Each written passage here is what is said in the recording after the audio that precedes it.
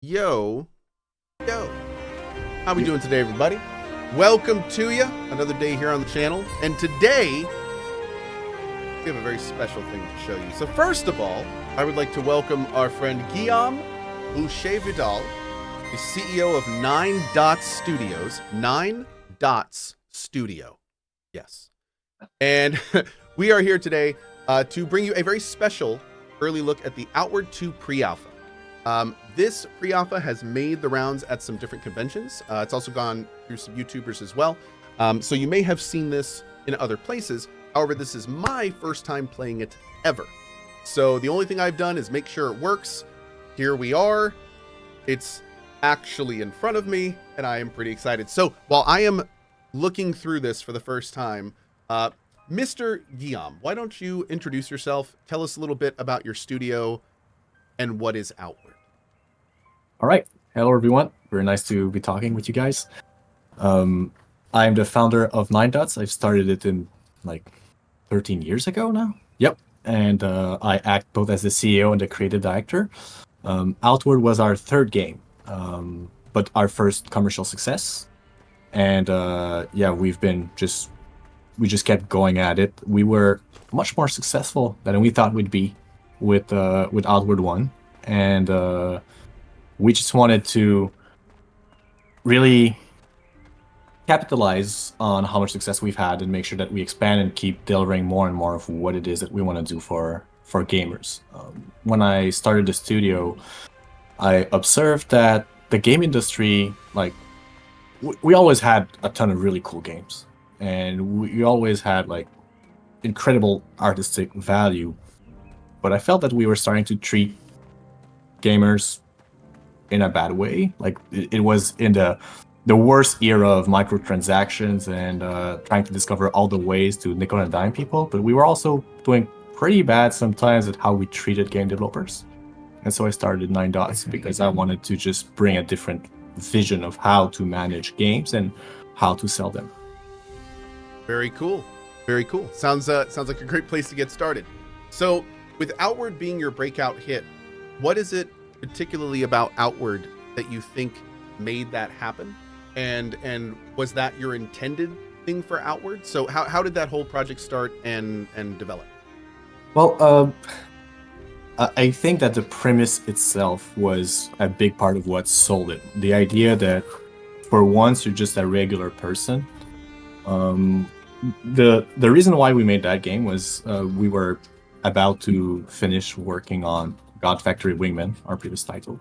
And I was just talking out loud with the team of like, if I were to make an RPG, what I would like to do different. And I started talking about how, to me, we play role-playing games to be immersed, not to be all-powerful. And all the open world games, they just spoon-feed you so much power. Like you play Skyrim, you're the Dragonborn, or Morrowind, you're the Nerevarine, or if you play Dragon Age, then you're the Inquisitor who's been touched by a god. Like you're always someone so always the main character. Special. Yeah. And that can be cool, but eventually, like always being that super special guy is cutting off some of your agency and how relatable the sense of adventure can be. And so we arrive at that dichotomy of, is it about heroism or is it about adventuring? And we wanted to make an RPG that is about a sense of adventure, and it would like better simulate the experience of adventure. So that was the initial premise. And the other thing was, when I started discussing about it, I just saw that everyone on the team would start participating, like being super engaged with the conversation. Oh, if we did this, we could do that. And like a lot of the cool ideas of Outward came from that first hour of discussion, like how we would do magic with like rituals. That was a big part of it. How we would need survival elements to just make it more credible of an adventure. And that like if you're just a normal person, then it's not just horrible creatures that are threatening. Just cold weather and being hungry should be part of what you had to deal with. And so that initial conversation was just so engaging, and I saw that the whole team was getting behind. And I thought, I think we have a vision where everybody is very quickly getting on board, and it just sounds like something impossible to make because we were just a team of 6 people. And I just look at Pierre-Antoine, our lead programmer, and like, okay, but Pierre-Antoine, don't hate me for asking you this, but if we were to try and make an open world RPG, what are the sacrifices that we would have to make in terms of like the game's quality and the feature we could actually pull off? Like, what would we need to sacrifice to be able to try our hand at it? And he just like stayed silent for maybe 5-10 minutes, and we kept going with the conversation, all the cool concepts we wanted to do, and he just said we could do it.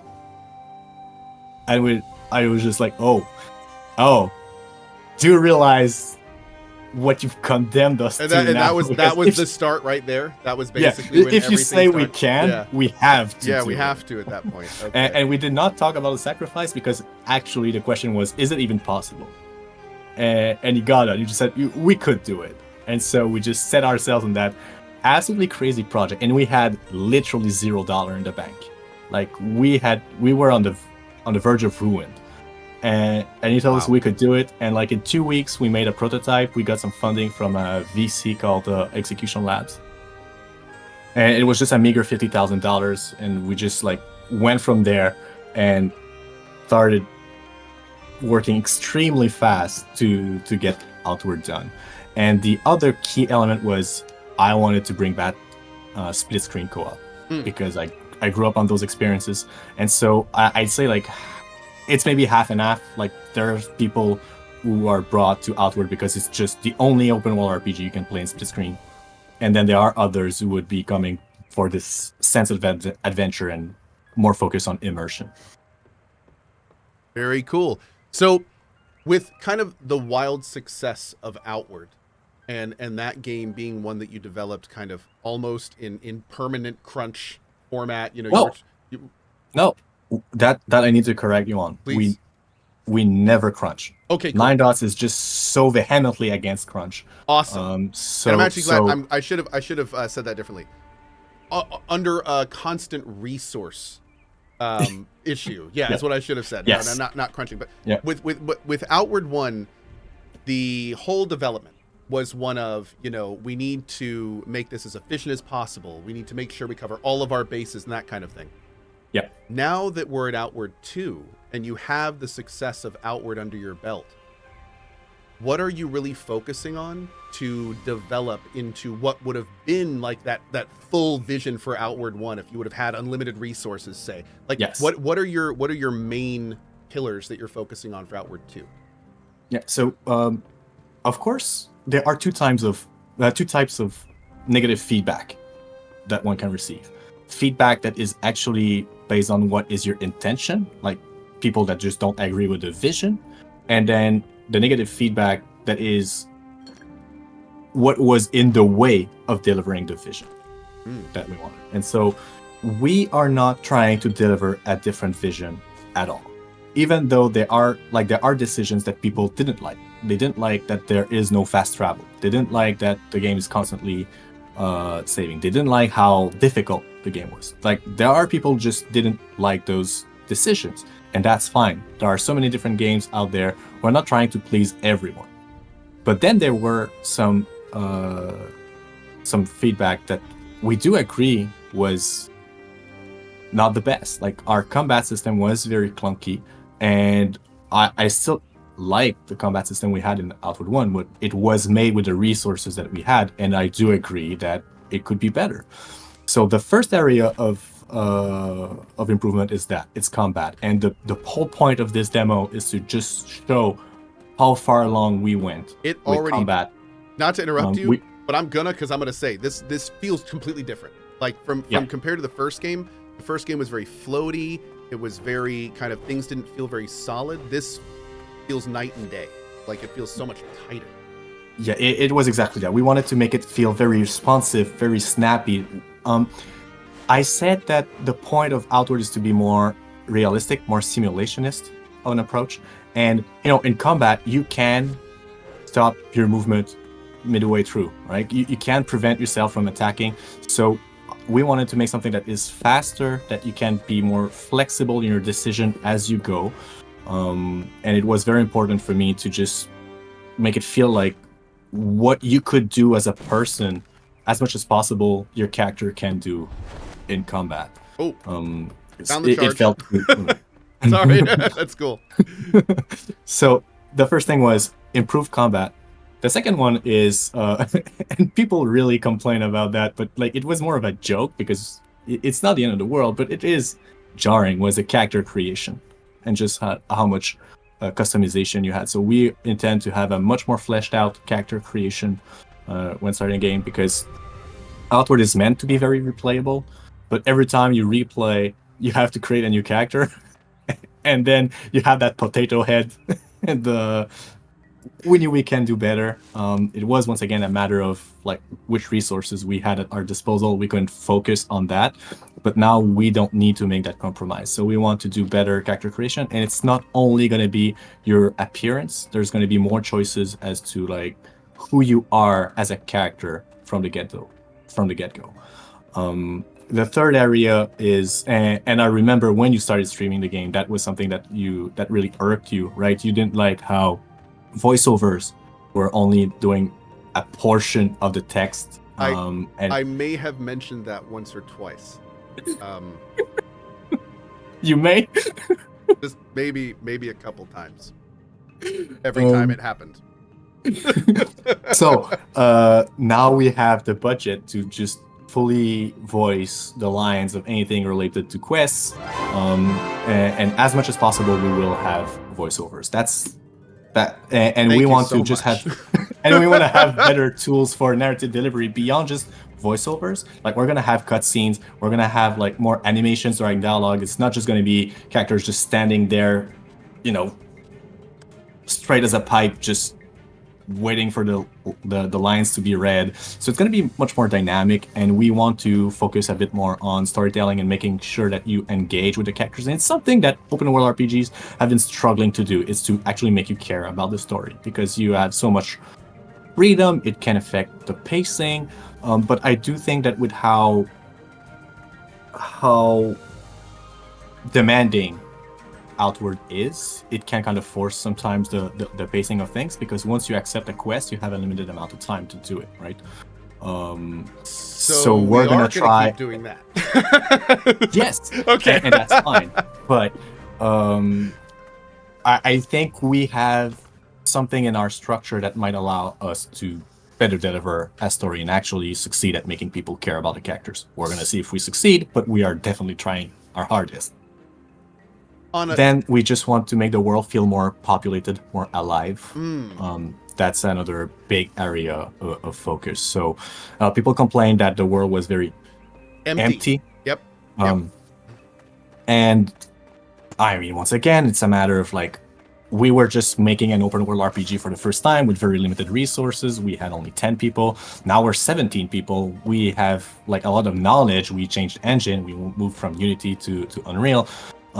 We just have more tools at our disposal, and more knowledge and more budget. Like everything is stacked up to our advantage. So yeah, we want to make a world that feels more alive. One of the big thing is we're gonna have a real-time calendar, and it's gonna be a full year. There's gonna be seasons. So when it starts snowing, it's gonna be snowing for months. So really, and there's gonna be like timed events throughout the year. So that's the kind of stuff that really make the world feel more alive, and people in towns will go inside when it's night, and the shops will be closed, and you will have to go to the inn. So those are all things to really just improve on that aspect of simulation. So better combat, better narration, better character creation, and a world that feels more alive. Those are the 4 major pillars of what we want to improve for Outward 2. I like it. I love it. So I just had my first combat experience, and it did not feel anything like Outward. Like that was wild. Like everything kind of did exactly what I was expecting it to. I was able to like this feels very much an evolution. For sure. One thing that did you pick up multiple one-handed weapons? I think I did. Yes, I picked up. I have an iron sword, a machete, and a dagger. So one thing that we added for combat that is changing everything is how we do dual wield. So if you press X on your controller, you can select if something is going to be in your main hand or your offhand. So I would invite you to have like 2 different weapon types. So now you have 2 swords. But if you really want to get a sense of how fluid it can be, how smooth it can be, changing from one weapon to the other, like try and have a dagger in one hand and a sword in the other, or maybe and they each a mace.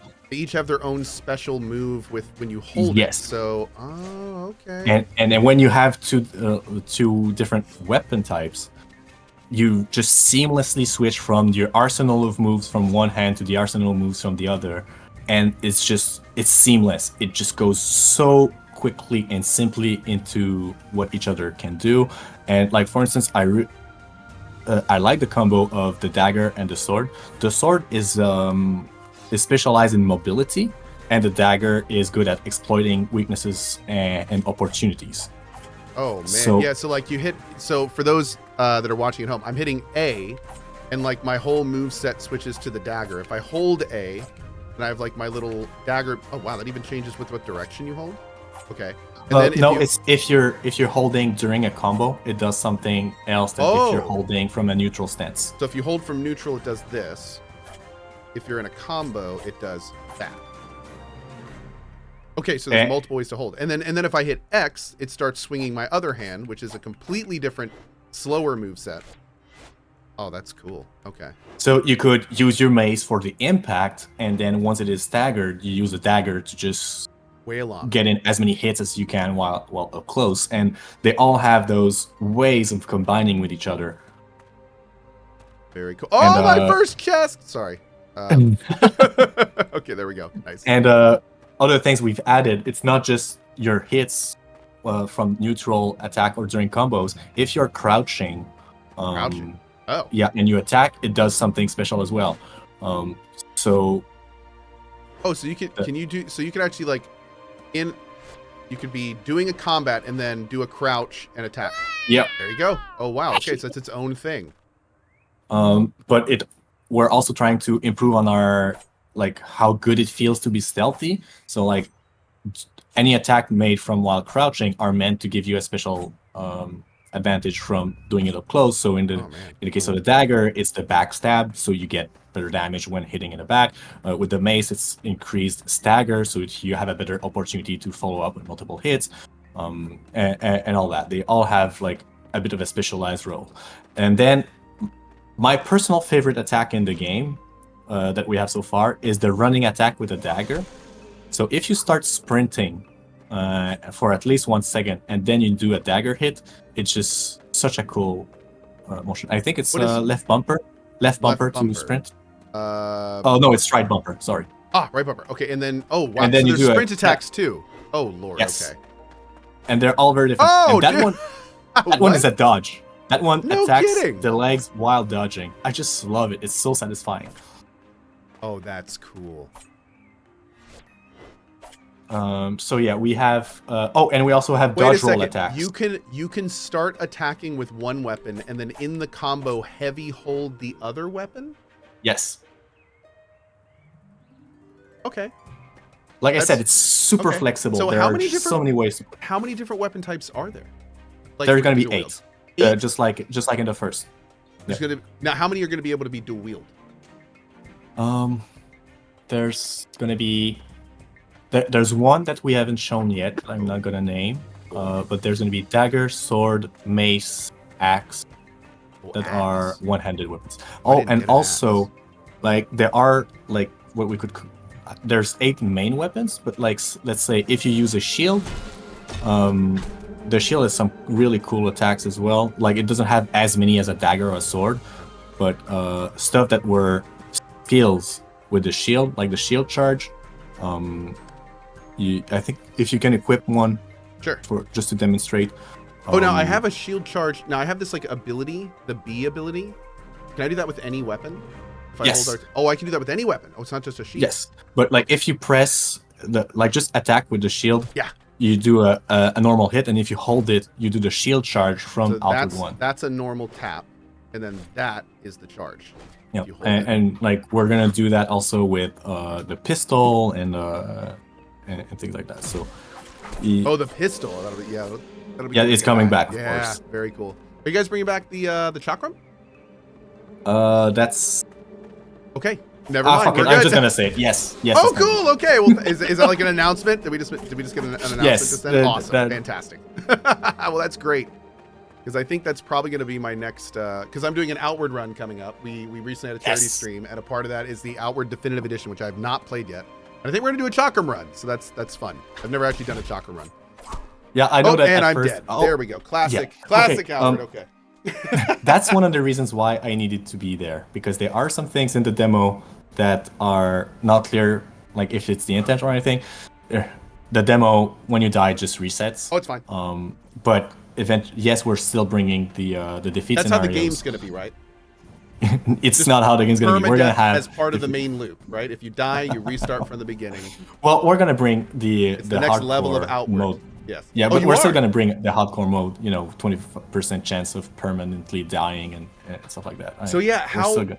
that system from Outward was really wild. And for those that didn't play Outward, they had this really interesting system where when you died, there was like this RNG thing, depending on where you were and what was going on around you, and what happened when you died was just completely random. So sometimes you'd show up in a prison, or sometimes you would, wake up in a cave, or sometimes you'd wake up in a camp that somebody saved you, or sometimes you'd just die.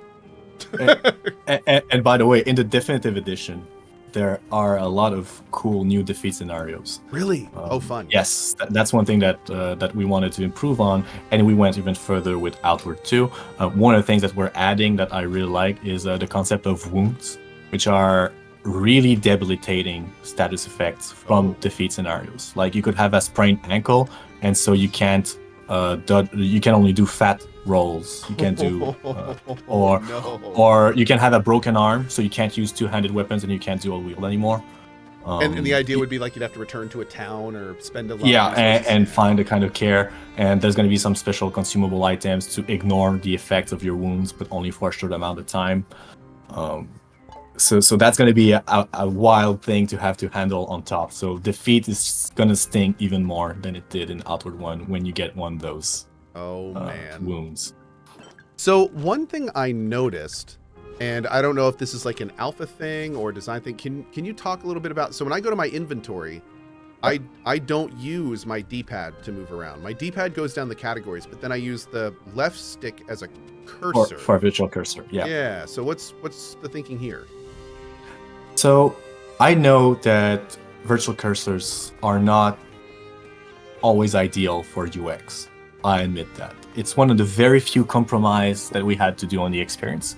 The reason for that is there was this new system altogether that I'm not ready to announce yet, that is pretty big, and we could only afford to squeeze it into the game if we streamline how we make the menus. And making a virtual cursor is infinitely simpler than doing all the special case scenarios of handling how you do different directions while in the menu, like moving from slot by slot and option by option. So a virtual cursor just makes it much smoother for development. But I know that it's not the best and not everyone prefers that. Like even myself, I didn't want to go that way. But the system that we wanted to add to the game, I'm just gonna say it's gonna be one more way to progress as your character, like it's for character development, and we could only afford to do that if we streamline our menus a bit, because making menus is harder and more complex than people think. And even if we now have a larger team, Outward is still made only by 17 people. Yeah. And we only have like 4. We only have four programmers. And it's not that many for a game of this scale, right?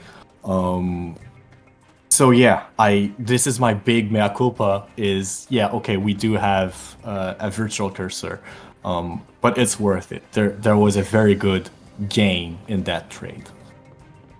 That we can't know about now, right? That's correct. Oh man. Okay. You'll have to take my word 17, for it. 17, not 70, 17. Right? Yes. Yeah, okay. Yeah. All right, we're good. So that being said, I'm assuming now. I noticed the second I touch mouse and keyboard, all my controls change. So I'm assuming just like the first, it'll be fully mouse and keyboard compatible, compliant, key remapping, all that good stuff. Yeah, and we have twice as many slots as we used to.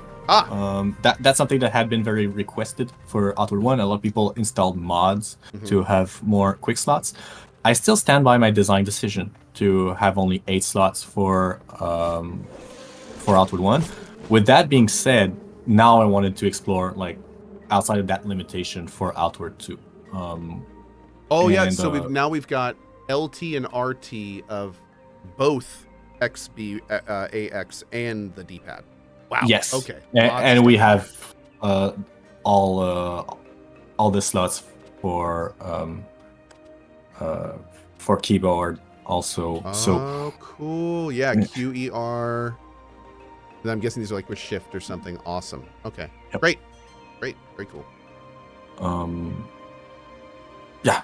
Sorry, I lost my train of thought. No, it's just fine. I'm constantly derailing here as I see all these new fun things. So we're good. We're good.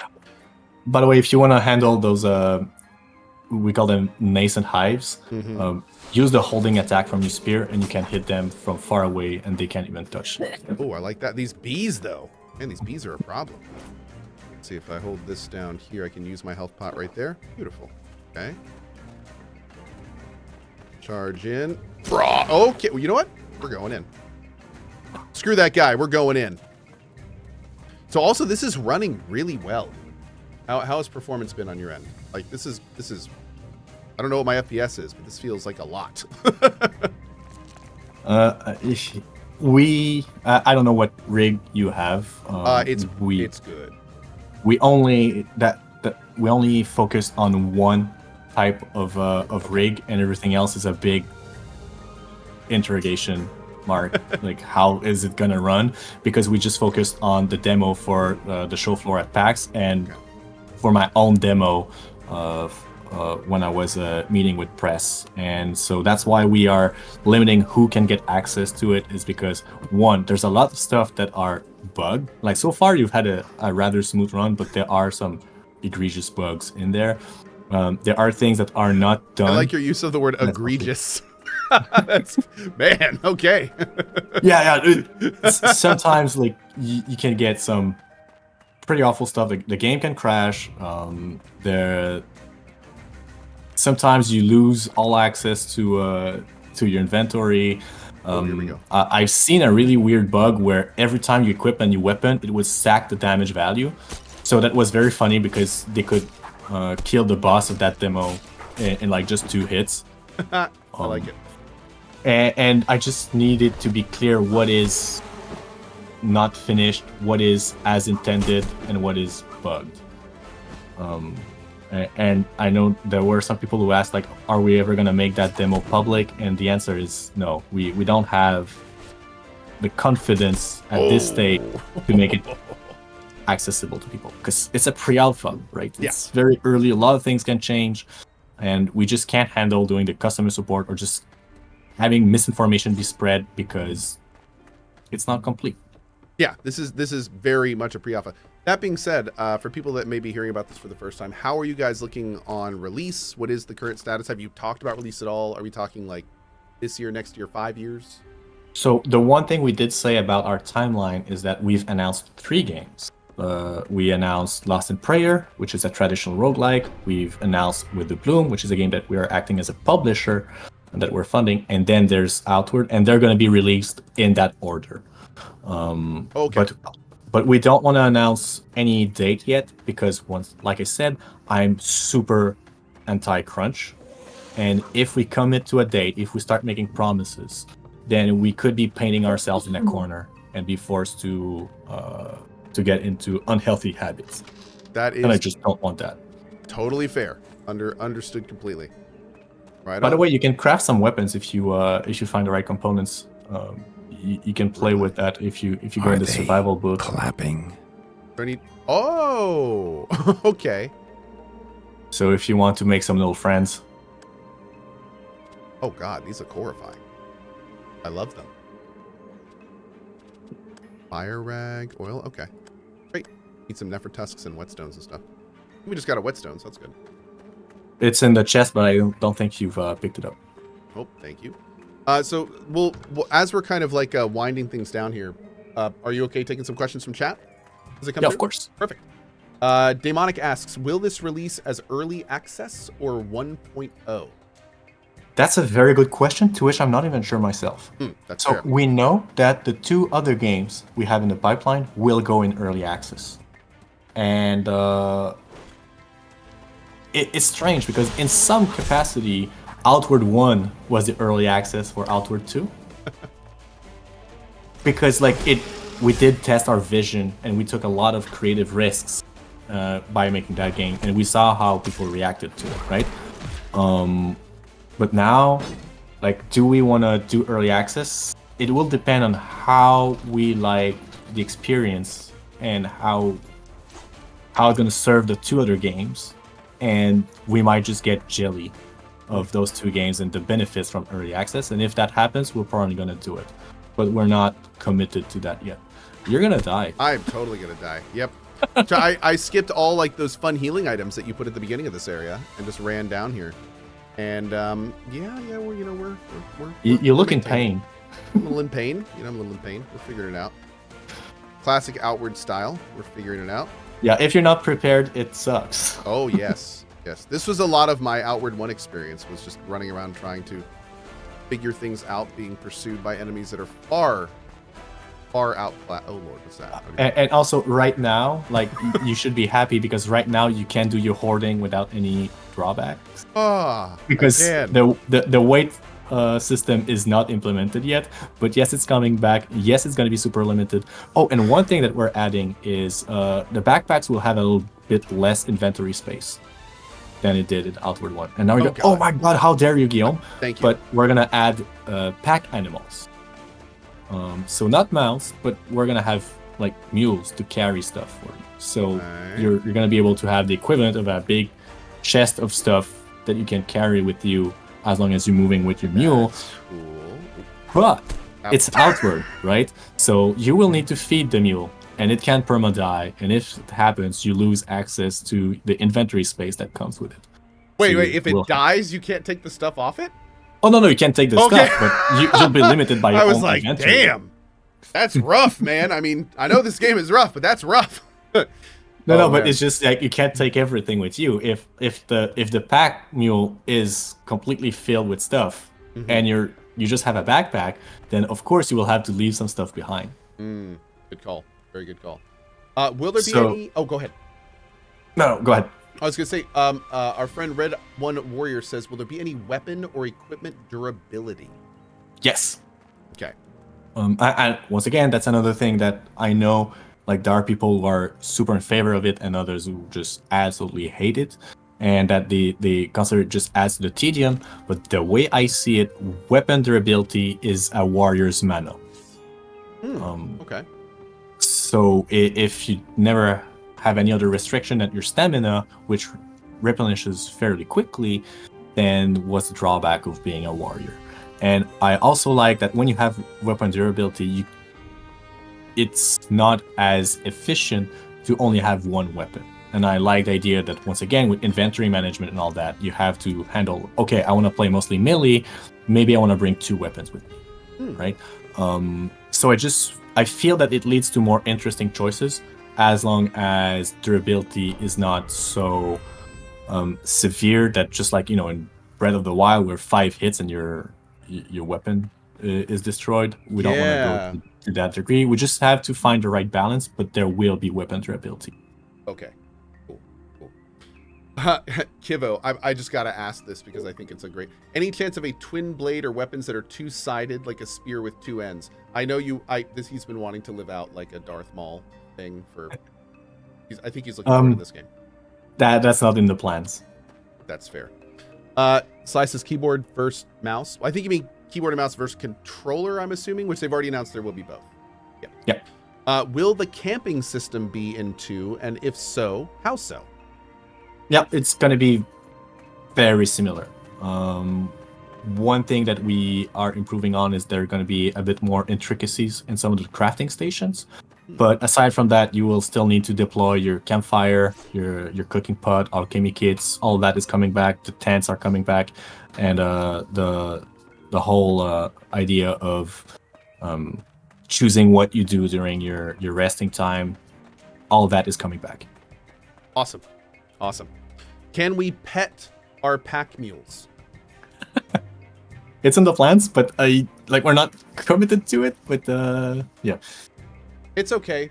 You can commit to it between now and then. There's plenty of time, Guillaume, we commit to petting to the publicly commit to that, and then make a website for it. Anyway, no, that's great. Nuriel Maimon says, Cohh, how will they handle co-op, and can it be more than one person joining? Okay, that's a question that comes often as well. So, the emotional intent for Outward is to make you feel both in the sense of awe and threatened. And I just don't think it is... Well, it's doable, but it would be very complicated to make you feel threatened when you're with just a bunch of your friends. Three's a crowd in that sense. And when you are playing with other players, what you interact with most is the other players, as opposed to the world and what inhabits it. When you're with just one other person, there's still enough room to just take in what is the atmosphere of the game, and it's more challenging mechanics. So we are really sticking to 2 players maximum for that. With that being said, for people who want to have an action RPG that is playable with up to 4 players, there's Witherbloom for that, which is also sharing a lot of the qualities and design decisions from Outward. So the game that we're publishing might just fill in that hole. Cool, very cool. I think I know the answer to this question, but can we ride the mule? No mounts. Trying to creatively get around that. Good try. And then somebody asked the follow-up to that question, can our pack mule hold a variety of smaller pack mules? But again, I don't think that's quite what you're going for that system, so we'll see. Okay. Yum Yum says, what are the weapon types? We talked about that a little bit earlier. There's 8 types one thing somebody did add, is there any type of range combat you guys are bringing to Outward 2 similar to 1? Or are you guys... Yeah, we're going to have bows, guns, magic. And by the way, you have not experimented much with the fire sigil, but if you want to... I tried to use it, and it didn't do anything. Do I have to... Did you have a firestone? I might have not. Okay, so I need to get a firestone. Yeah, that's one thing that's missing. We don't have a notification saying that you need a firestone to place the fire sigil, and without it, the spark is at the beginning? Useless. Yes. Okay, I'll go back and get that while we're talking here. So right now there's that for range option, but there's going to be more, of course. Like pretty much anything you saw in Outward 1 that you like is coming back in Outward 2. So to be honest. On that note, somebody said, could you ask about the spells and abilities? Are they going to be learned the same way as in the first game in terms of purchasing and location? Yes, we're still going to have 8 trainers, each with their own skill trees, and you're still only going to be able to master 3 of them.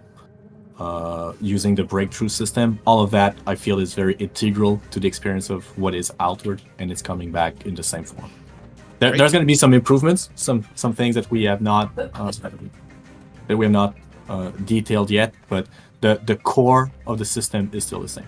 Great. Also, at this point, we are past your time.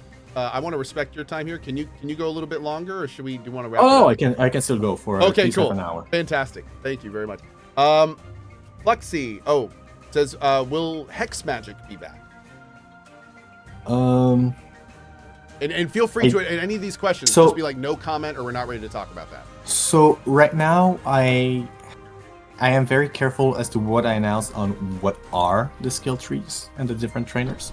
One thing that we did announce is one of the skill trees, which is a Soldier of Fortune, which is a melee class that mixes the class that add handling rage and the class that handles discipline is going to be like kind of fused together, and you'll have the Soldier of Fortune, which is just trying to manage at the right level the rage level and the focus level or discipline level. Oh, that's cool. That's like almost that's like all we've balancing hot announced so and cold. far. Everything else we're just keeping for reveal further down the line. Oh man. Okay. Oh, I cannot wait for the full list of classes. That was one thing I loved about Outward is that all the classes had a very unique flavor. And that's the reason why we have to keep some of that for ourselves, is just to have those periodic beats where we announce one more way of playing the game. For sure. By the way, just want to say there's a lot of great questions in chat that we've kind of covered. This will be available on YouTube later. So questions like, how's the character customization going to be? Is the world going to be more full? Like a lot of this stuff. This has been an info-packed half hour. So if you're asking great questions that I'm not responding to, they've probably already been answered. Be sure to check this later on YouTube. Let's see. Are breakthrough points still a thing? Yes. Cool. Short and sweet. I like it. Great. Oh, here's an interesting question. And if this starts getting into undivulged lore, please feel free to just stop us. Will Outward 2 revisit any areas from Outward 1? Okay, so no, there's going to be some recurring factions who are coming back. We're not going to be joining the same factions as those that were in Outward 1, but the characters and the lore and all that still applies. It's a direct follow-up of the story. Well, not a direct because it's 50 years later, but like what happened is Outward 1 is taken for granted. But you don't need to have played Outward 1 to follow what's going on. That was my next question. So if people say, can I start with Outward 2? Your answer is absolutely. Yes. Okay. Great. Awesome. Like in that regard, I was inspired by how the Elder Scrolls have handled it. Like the world just evolves and they just put enough time spent in between the titles that it's kind of more iffy what is canon, what has really happened, what didn't happen, all that. And I like that freedom that comes from just doing a time skip. Cool. Great. A short and sweet one. How are you guys looking, or are you planning on Steam Deck compatibility? So we are still kind of early because we just switched engine, right? So we have a lot of questions on how we're going to optimize, and the Steam Deck will be a bit long in the tooth by the time that we're done with Outward. So it's hard for me to commit. We're going to look into it. It's probably going to be able to run it, but like how good will it be? That's still up in the air, and I don't want to make promises that we can't keep. Totally fair. Totally fair. So a question that comes with a lot of these types of systems, and I'm guessing you're probably going to do Outward 1, but just in case there's any updates, how is co-op going to be handled in terms of like story progression and world progression and things of that nature? Yep. So that's another thing that we had a lot of feedback on. People often compare us to, say, Divinity, where it's a static collaboration between the characters, right? And so they both live the same story, they both share the reward and stuff like that. Whereas Outward's approach, but I would try to charge from the sigil. Oh, try the charge from the sigil. Will do. Okay. Yep. I don't know if you're going to be able to reach him from there, but is it going to go where I aim, or is it just going to go where my character's looking? If you do the charge, you're just going to go forward. Okay. Oh, here he comes. Here he comes. Here we go. Go ahead. Do it. Do it. I'm trying. I just hold. Oh. Wait. So I just. No, with B. With B. Oh, the charge in the circle. Yep. Oh, okay. Oh, I'm on fire, and it goes longer. And look behind you. Cool. Oh, dude, that is cool. Oh, I love it. So you leave a little fire trail too. Yep. That is cool. Normally it just does that. What was I saying? I'm sorry. I thought you meant charge the skill. Yeah. I was like, we can charge skills how too. We handle co-op. Okay. We're gonna handle co-op. So we want to encourage players to replay to replay the game in multiple storylines and all that. And also, if we gave the rewards from doing one quest line to both characters, and then they play their own story in their own world, then they can stack up the rewards from all the quest lines. And that means that there is no choice anymore of which advantages or disadvantages you get from your faction choice.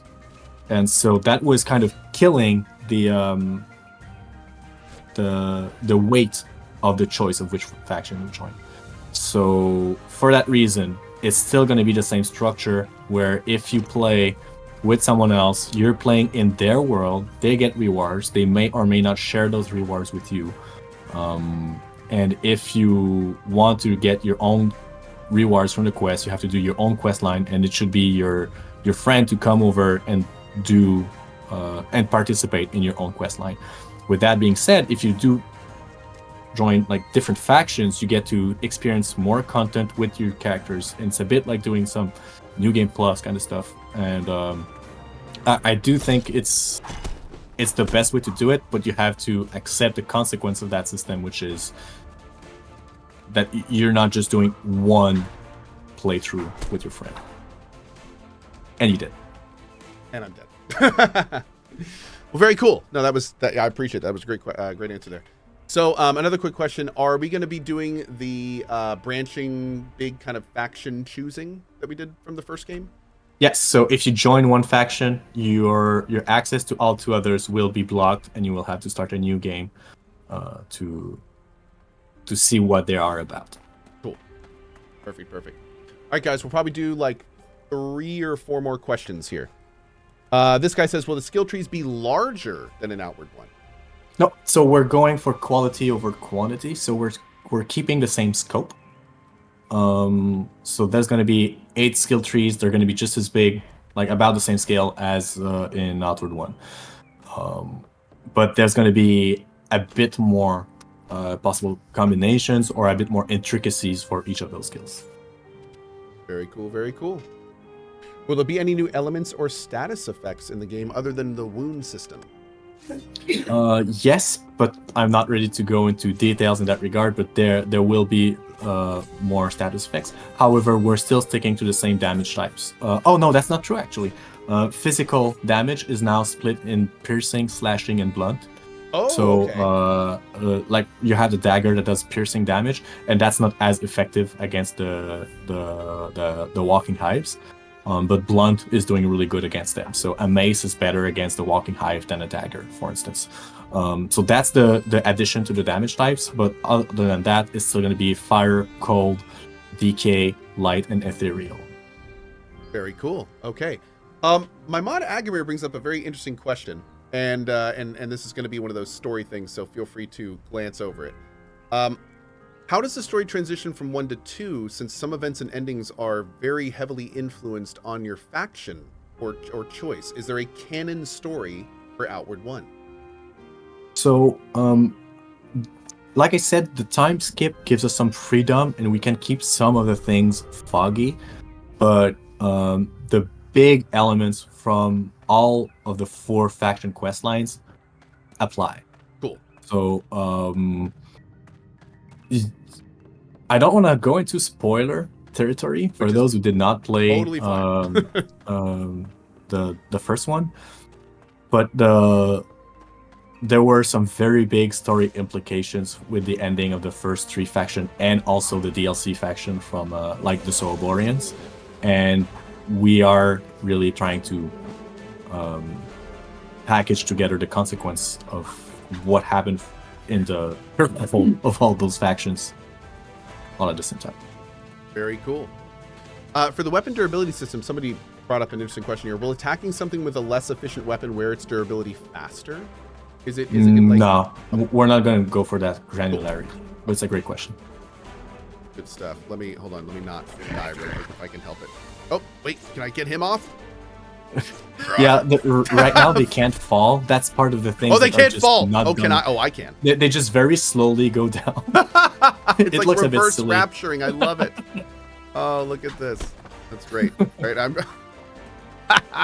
okay, I'm gonna keep running here. Let's see how far we can make it on our last life. Try to get it to the boss. Oh, there's a boss in here somewhere too. Yeah. Oh man, I can't wait to slow crawl all of this stuff. But... Oh, I need my lantern. Where's my lantern? See if I can ninja equip it here. Oh god, I didn't get it this run. This is a pretty standard Outward run right now is what this is. Oh, something I noticed. So the more your stamina's out, the more your a rapier. Get the rapier. The more your character kind of hunches over, as you can see here. Well, I can't see much right now. But... Yeah. Hold on one sec. But yeah, it seems really cool. So if you exhaust your stamina, his whole body actually hunches over. Like his body and his arms droop down, and he holds his weapon lower and everything, which is really cool. As I'm so properly displaying here, I'm gonna get out of here. I will. Beat Might be a this. good idea. I will beat this somehow. Chat. Oh, I'm stuck. Chat, I may have made a huge mistake. Wait. It doesn't help that you have 0 stamina points. It doesn't help. It doesn't help at all. None of this is helpful. Have you considered not having 0 stamina points? Really? Have you considered not being bad at the game? Has that been a consideration, streamer? Oh, no. No, it hasn't. But you know what? That's half the fun of this game. So. Anyway, I want to, again, just huge thank you to Guillaume Boucher-Vidal. This has been an incredibly cool experience. This has been Outward 2. If you want to follow this project, the best thing you can do is... wishlist us on Steam please. if you are PC. Stay tuned for news about consoles. We are still exploring how we're gonna handle that. Aside from this, if you like what 9 Dots stands for and you appreciate it Outward, I'd really appreciate it if you could look into the 2 other games that we have announced as well, Lost in Prayer and Witherbloom. 9 Dots has identified some very specific design pillars that we want to observe in all of our titles. So even though they are in different genres and different art styles, there are design qualities that you will find in the other games that were also in Outward. So if you want to really discover what we are about, we are more than just a one IP shop, and looking into that would be super appreciated. Can you tell me, there was Lost in Prayer, Outward 2. What's the name of the third one? Witherbloom. Witherbloom. Yes. Awesome. And the best thing we can do to help you out is wishlist all 3 of those right now on Steam. Fantastic. Awesome.